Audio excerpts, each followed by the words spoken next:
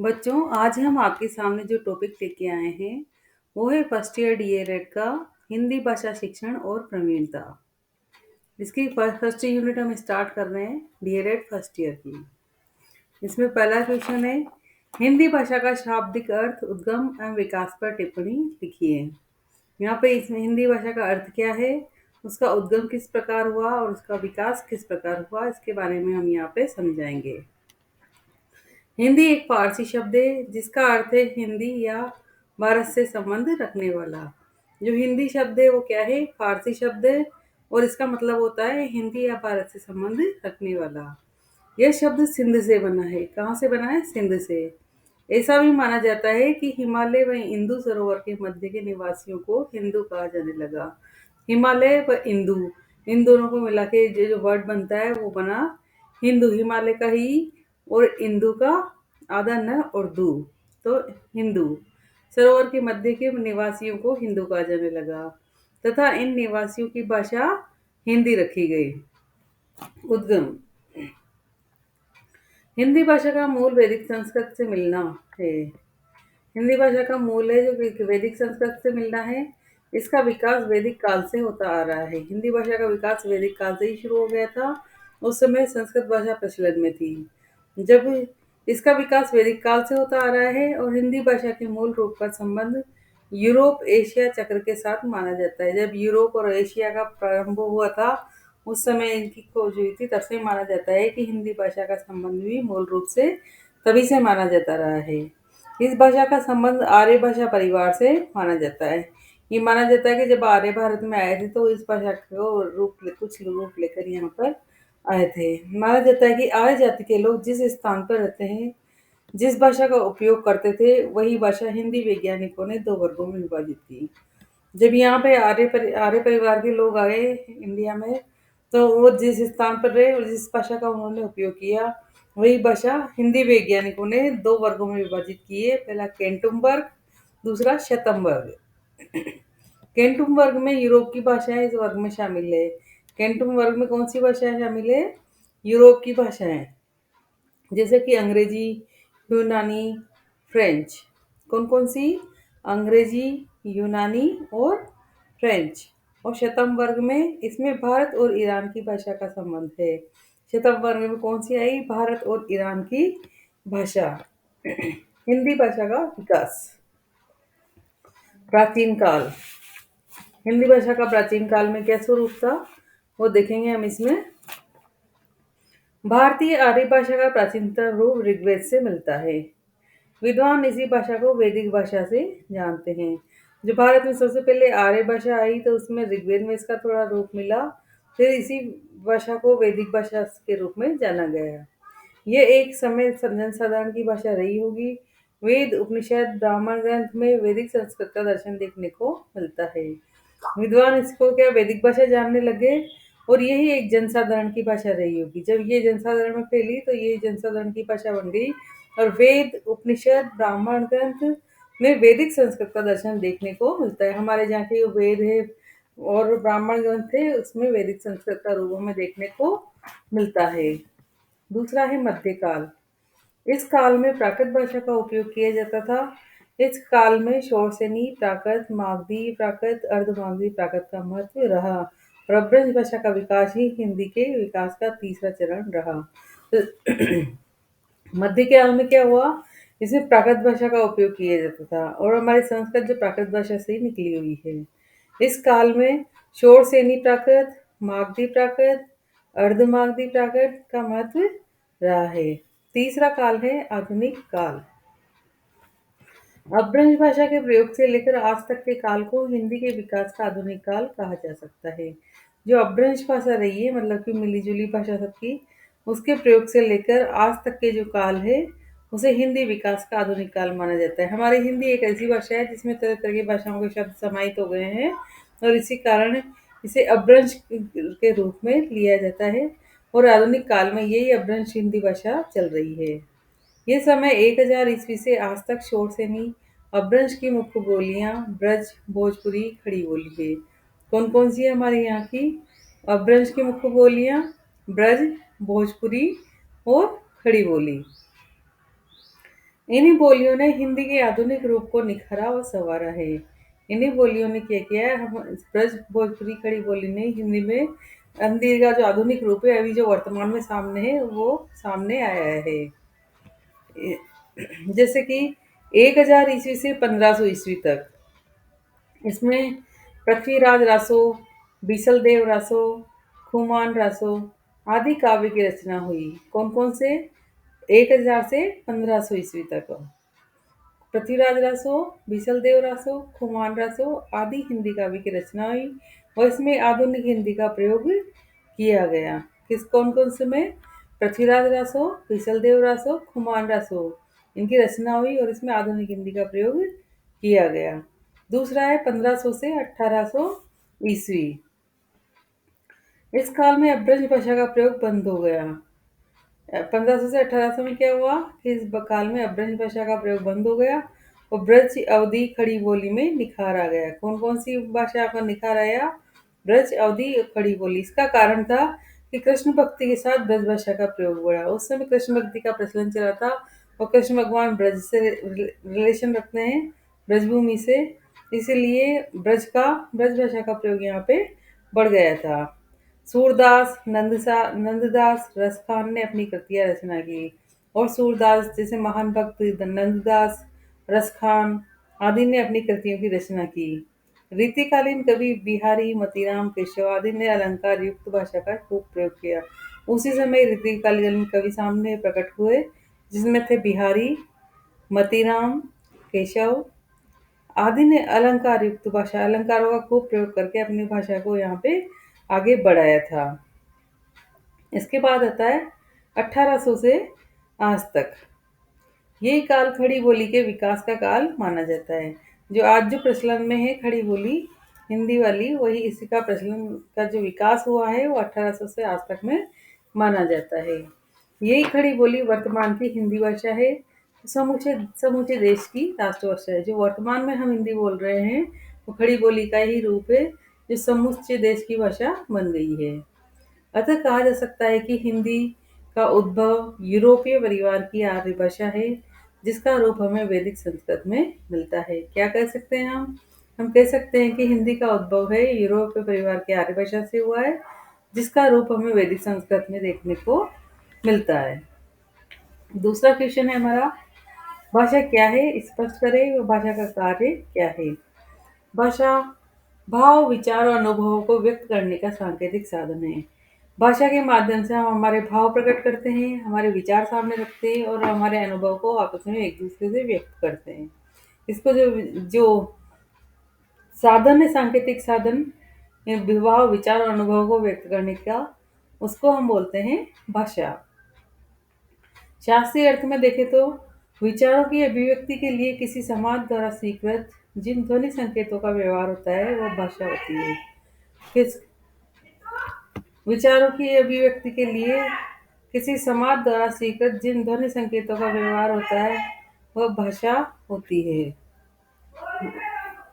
विचारों की अभिव्यक्ति यानी कि हम हमारे विचार आपस में एक दूसरे से किस प्रकार प्रकट करें, है ना। शास्त्रीय अर्थ में लिखा गया है कि जब आदमी अपने विचार, अपनी अभिव्यक्ति, जैसे एक बच्चा होता है तो वो रोकर अपने विचार प्रकट करता है कि उसे भूख लग रही है या उसे दर्द हो रहा है या किसी प्रकार तो वो रोने लग जाता है।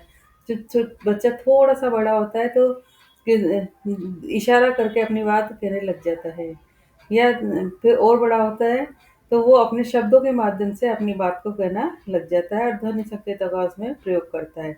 तो जब वह समाज द्वारा स्वीकृत ध्वनि संकेतों का उपयोग करने लग जाता है तो इसका मतलब है कि वह अपने विचारों की अभिव्यक्ति भाषा के माध्यम से कर रहा है। भाषा के कार्य, भाषा के कार्य होते अपने काम में व्यस्त रखना। भाषा किसी को भी लिखने में, सुनने में, पढ़ने में, इनमें विचारों में व्यस्त रखती है। दूसरा है खेलना। बालक शब्दों से खेलते हैं। जब बालक बहुत छोटा था, दादा, पापा, चचा आदि शब्द बोलकर अपने उन शब्दों से खेलता है और उनको और बोलने का प्रयास करता है। समझना, किसी बात को समझने के लिए हमें किसी भाषा का समझना आवश्यक है कि हमें वो भाषा समझ में आती है, तभी हम किसी दूसरे के विचारों की अभिव्यक्ति अपने में समझ सकेंगे। चौथा है जीवन को बताना।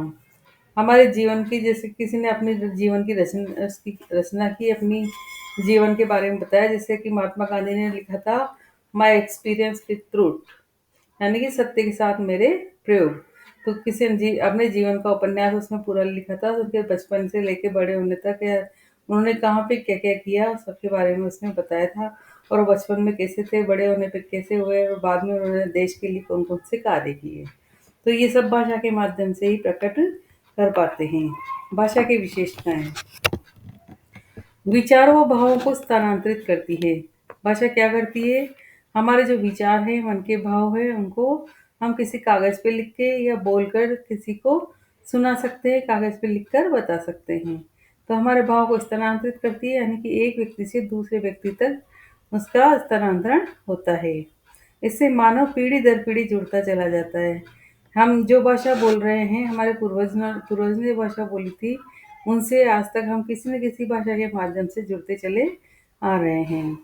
ज्ञान संचलन और प्रसारण करना, इसके द्वारा हम किताबी ज्ञान है या दूसरा जो ज्ञान है उसका संचलन करते हैं, यानी कि भाषा के माध्यम से हम ज्ञान की बातें एक दूसरे को समझा पाते हैं और उसका प्रसारण कर पाते हैं, यानी इसका फैलाव कर पाते हैं। चौथा है समायोजन शक्ति का विकास। इसके बाद क्या होता है कि हम समायोजन किस प्रकार करते हैं, है ना? आपस में किसी से बोलकर, अपने विचारों को व्यक्त करके, या किसी और माध्यम से उसके साथ समायोजन करते हैं, एडजस्टमेंट बिठाते हैं और उसका विकास होता है। वातावरण अनुकूलन, यदि हम किसी नई जगह जाएँ और अपनी बात उसको नहीं समझा पाए और उसकी बात हम नहीं समझ पाए, तो वहाँ पे कुछ नहीं हो पाएगा। लेकिन हम इशारों के माध्यम से, संकेतों के माध्यम से या ध्वनि संकेतों के माध्यम से अपने विचार व्यक्त कर लेंगे, उससे बातचीत कर लेंगे, उसके साथ उठेंगे बैठेंगे, तो वातावरण के साथ एडजस्टमेंट यानी अनुकूलन हो जाएगा। भाषा ध्वनि के माध्यम से मूर्त रूप लेती है। भाषा यदि जब तक नहीं बोली जाती, इशारों से समझी जाती है, तब तक वो पूरी तरह से समझ में नहीं आती। जब वो ध्वनि का रूप धारण कर लेती है तो मूर्त रूप ले लेती है, यानी कि एक व्यक्ति अपनी बात को पूरी तरीके से दूसरे को समझा सकता है, तो हम कहते हैं कि भाषा ने ध्वनि का रूप ले लिया है। अगला प्रश्न है, बोली क्या है? बोली का किसी क्षेत्र विशेष में उपयोग लाने वाली बोलचाल की भाषा होती है। बोली का सीमित रूप या क्षेत्र होता है। बोली क्या है? किसी क्षेत्र विशेष में प्रयोग लाने वाली बोलचाल की भाषा। जैसे हमने बोली मतलब बोली, यानी कि बोलकर कुछ बताया, है ना? तो किसी क्षेत्र विशेष में, जैसे हाड़ौती क्षेत्र में लें तो कोटा, बूंदी, झालावाड़ वगैरह में हाड़ौती बोली बोली जाती है। कहीं मेवाड़ी, कहीं मारवाड़ी, इस तरह से कहीं बागड़ी, अलग अलग क्षेत्र में अलग अलग बोलियां बोली जाती है। तो बोली का किसी क्षेत्र में प्रयोग लाने वाली बोलचाल की भाषा होती है, यानी पर्टिकुलर क्षेत्र या एरिया की एक ऐसी भाषा होती है जो और भाषाओं से अलग होती है और वहाँ के लोग इसे समझ पाते हैं, है ना? तो किसी क्षेत्र में प्रयोग लाने वाली बोलचाल की भाषा होती है। बोली का सीमित रूप और क्षेत्र होता है। इसका क्षेत्र भी सीमित होता है, इसका रूप भी सीमित होता है। एक निश्चित कुछ ही 100-200 किलोमीटर के एरियाज में ही ये बोली जाती है, ये हम समझ सकते हैं इससे। अगला प्रश्न है, हिंदी भाषा के अंतर्गत मानी गई 5 उपभाषाएं कौन सी है?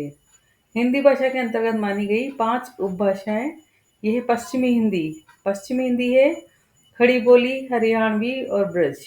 कौन कौन सी आती है पश्चिमी हिंदी के अंदर? खड़ी बोली, हरियाणवी और ब्रज भाषा आती है। दूसरी है पूर्वी हिंदी। पूर्वी हिंदी में आती है अर्धमागधी, शोरसेनी, अपभ्रंश से मिलकर इसका विकास हुआ है। किसका? पूर्वी हिंदी का। पश्चिमी हिंदी का यानी कि हमारे पश्चिमी इलाके में जो बोली जाती है खड़ी बोली, हरियाणवी और ब्रज भाषा। और पूर्वी हिंदी यानी पूर्वी भाग में बोली जाती है अर्धमागधी, शोरसेनी, अपभ्रंश और बिहारी है मागधी अपभ्रंश से विकसित है। उसके बाद है राजस्थानी और फिर आती है पहाड़ी। इस प्रकार 5 उपभाषाएं हैं, पश्चिमी हिंदी, पूर्वी हिंदी, बिहारी, राजस्थानी, पहाड़ी। ठीक है, अगला क्वेश्चन है, राजस्थान की प्रमुख बोलियां कौन सी है? प्रमुख बोलियां हैं मारवाड़ी, जो जिसमें आता है जोधपुर के आसपास की बोली। इसमें थली, माहेश्वरी, बीकानेरी, नागौरी, गोड़वाड़ी आदि बोलियां हैं। कौन कौन सी है? थली, माहेश्वरी, बीकानेरी, नागौरी, गोड़वाड़ी आदि उपबोलियां आती है मारवाड़ी में।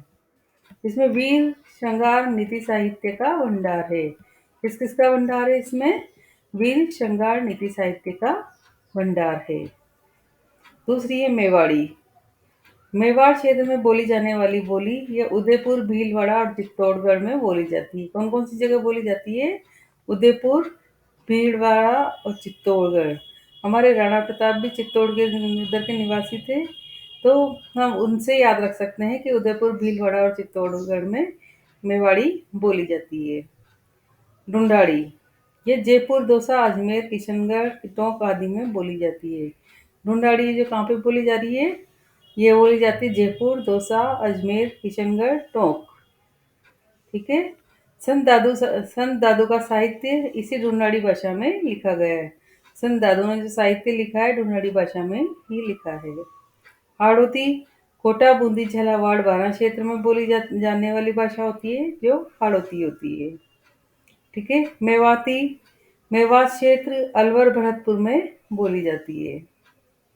बागड़ी, डूंगरपुर, बांसवाड़ा जिले में बोली जाती है। ये बागड़ क्षेत्र कहला जाता है। डूंगरपुर और बांसवाड़ा का क्षेत्र बागड़ क्षेत्र कहलाता है और वहाँ पे बागड़ी भाषा बोली जाती है।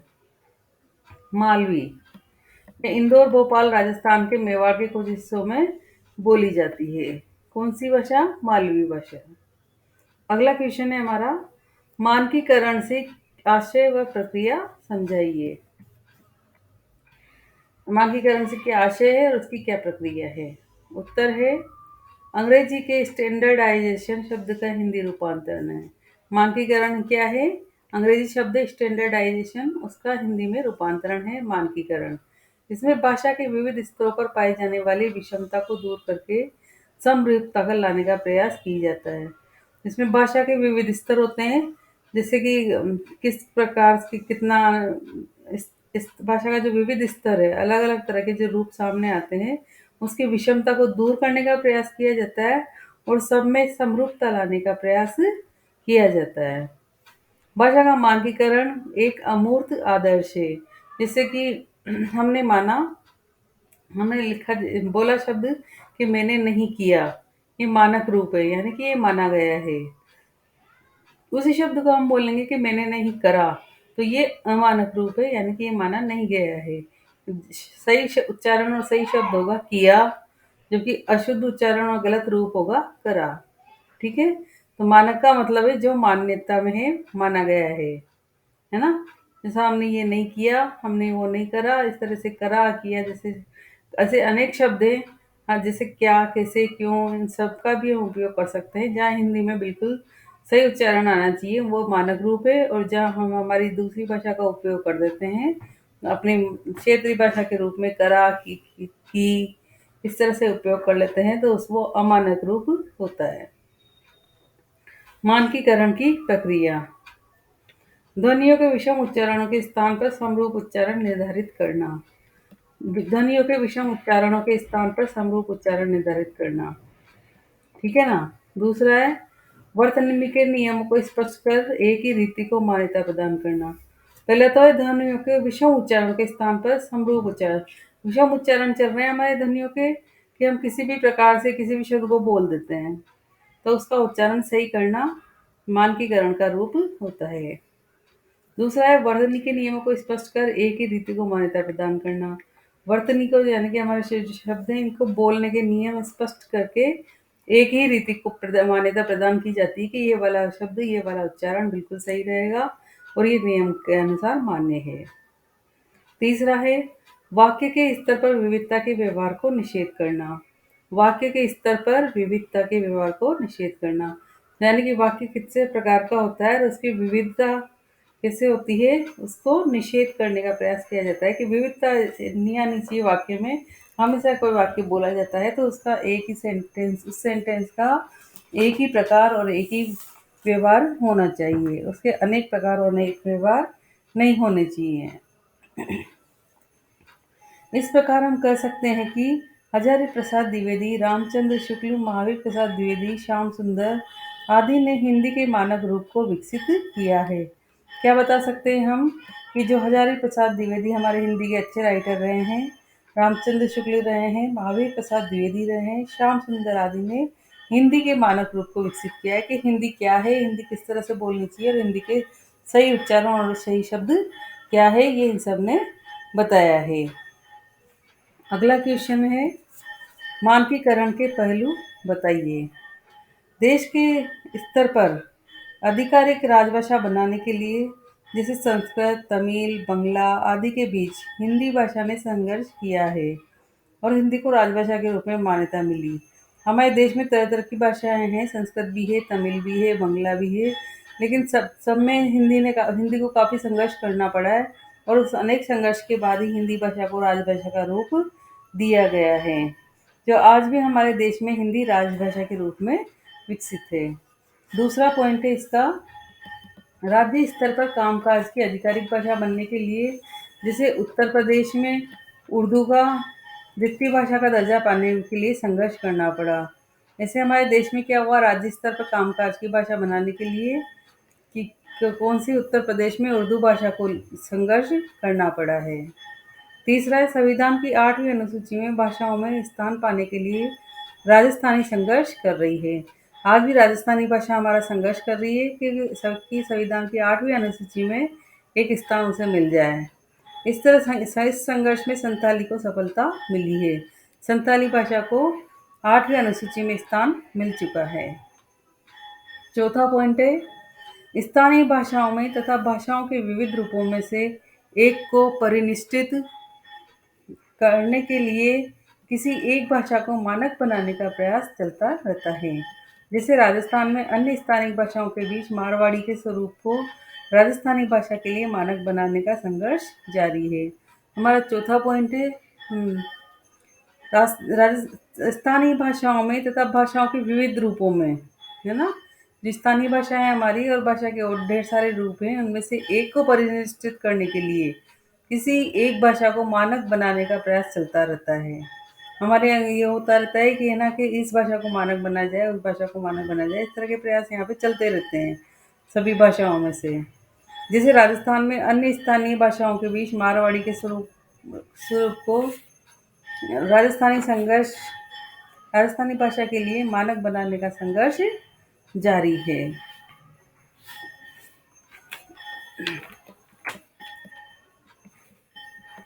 राजस्थानी भाषा एक परिचय।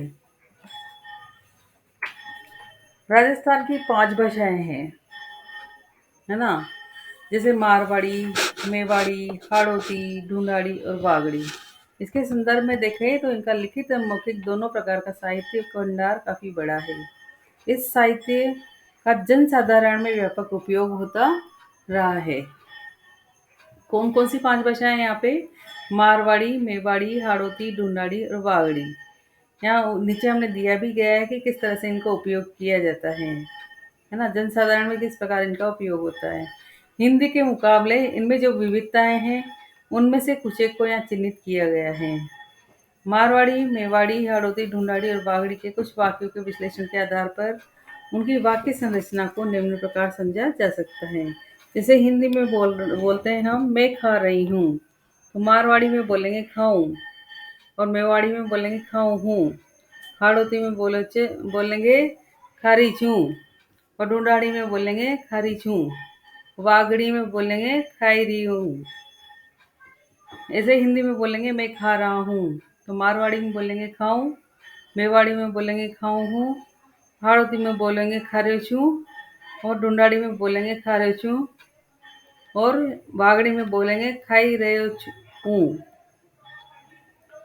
हिंदी में बोलेंगे हम खा रही हैं। मारवाड़ी में बोलेंगे खावा हाँ, मेवाड़ी में खारी हाँ, और हाड़ौती में बोलेंगे खारी चा, और ढूंढाड़ी में बोलेंगे खारी चा, और वागड़ी में बोलेंगे खाई रही है।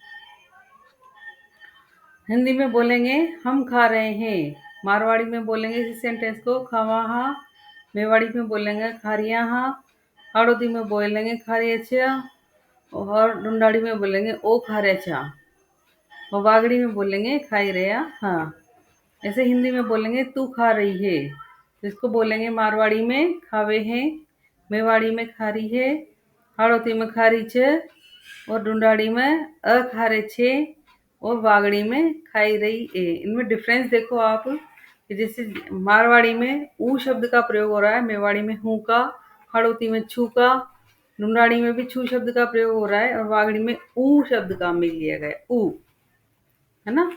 ऐसे ही सभी जगह देखो कि खाऊं खाऊं हूँ, खाऊं छू, खारे छू, और खाई रियो ऊ, यानी वागड़ी में ऊ शब्द पे जोर किया गया है, ढूंढाड़ी में छ पे जोर किया गया है, हाड़ौती में भी छ पे जोर दिया गया है, और मेवाड़ी में ह पे, और मारवाड़ी में सिंपल खाऊं शब्द काम में लिया है।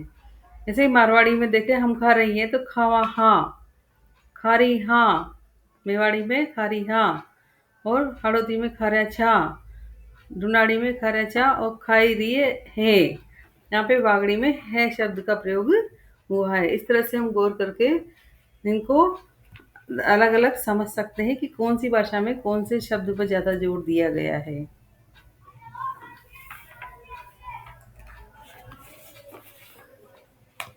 मानक हिंदी वर्णमाला के बारे में थोड़ा सा डिस्कस करेंगे और अंकों के बारे में बताएंगे। केंद्रीय हिंदी निदेशालय द्वारा वर्णमाला तथा अंक जो मानक रूप निर्धारित किया है वह इस प्रकार है।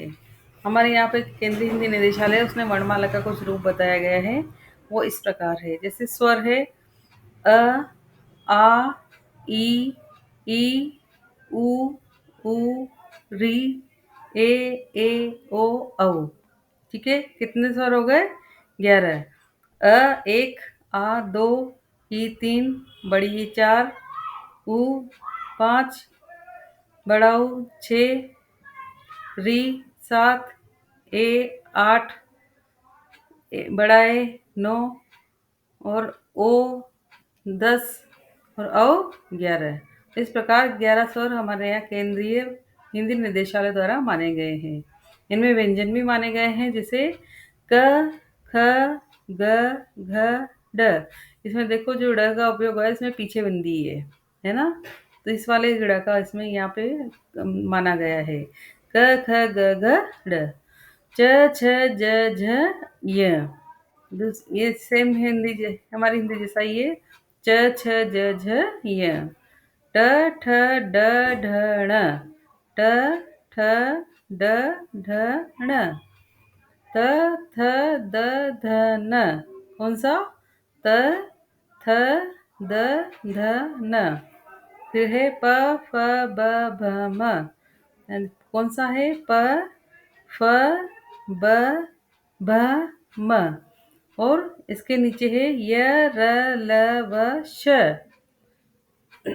य, र, ल, व, श।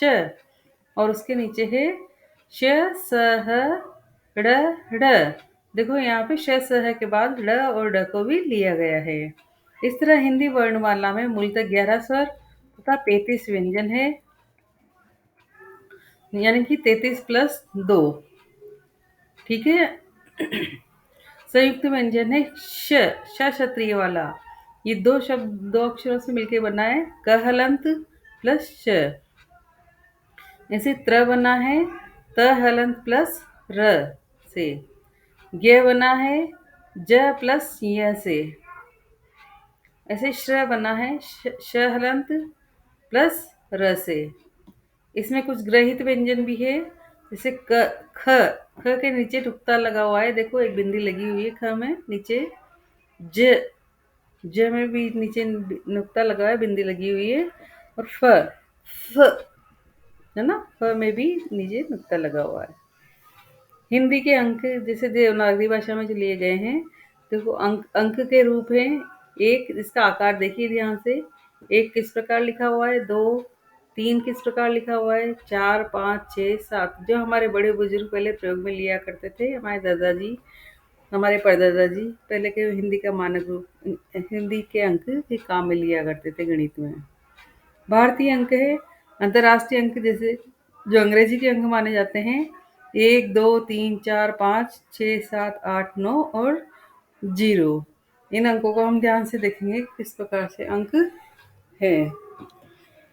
मुझे उम्मीद है कि आपको हिंदी भाषा और शिक्षण और प्रवीणता की फर्स्ट यूनिट समझ में आ गई होगी और अगले यूनिट लेके हम फिर अगले अंक में आपके सामने हाजिर होंगे। तब तक के लिए नमस्कार। हमारे चैनल को लाइक, सब्सक्राइब एवं शेयर करें। धन्यवाद।